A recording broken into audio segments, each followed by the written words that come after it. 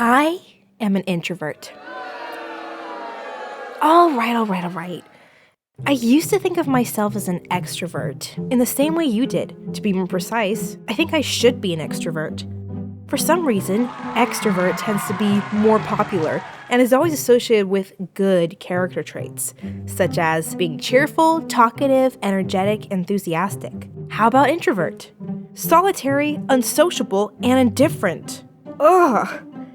Who doesn't want to have good character traits? So I tried to be sociable and join all kinds of activities, hoping that I could fit in. And this way, I can be more extrovert and be a nice person.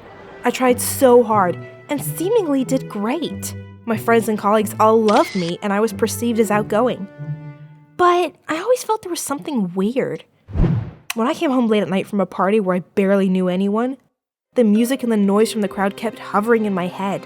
The whole world seemed to be unreal and I felt like living in an illusion. Some kind of fatigue and exhaustion was always with me that I couldn't get rid of. What on earth was going wrong?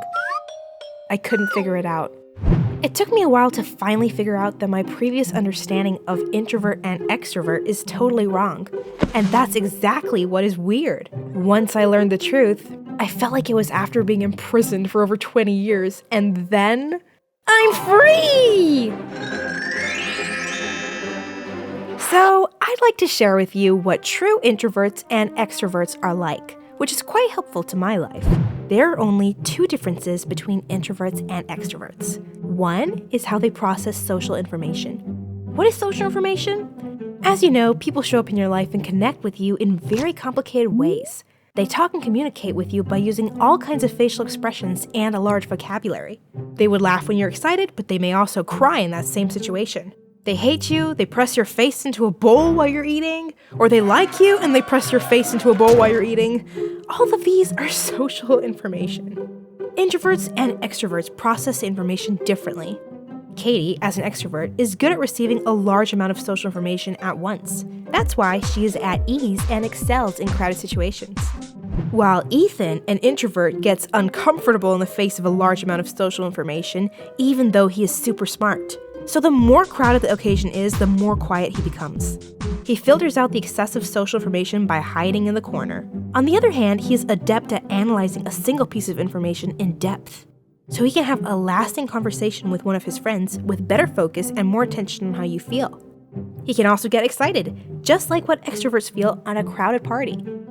The other difference is how they consume and replenish energy. Being alone will drain energy of extroverts, and they will recharge by socializing. Done! I haven't slept well or talked to anybody for 10 days just for this dreadful paper! Friends! Parties! Here I come! I am back to life. But for introverts, socializing can easily wear them out. They'll recharge by staying alone. Endless presentation, endless talking with clients. I won't go on a business trip ever again. I need to stay at home all by myself for 10 days. No one can bother me.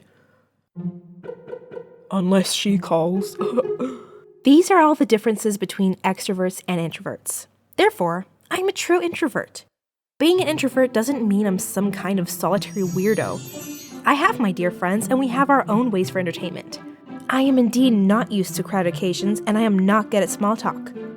I enjoy my time alone and spend a very, very long time on perfecting my drawing skills, which eventually lands me a job at concept art at a game company and allows me to work on animation at YouTube in my spare time.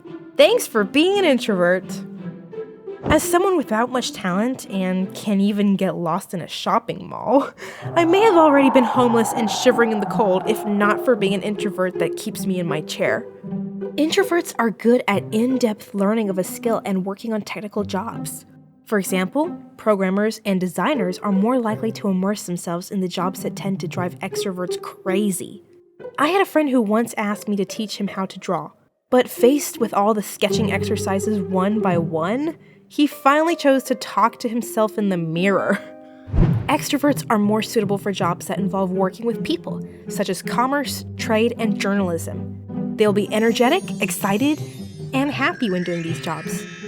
Introverts can learn to be experts in social interaction through practice, as socializing, just like any other skill, can be improved with practice.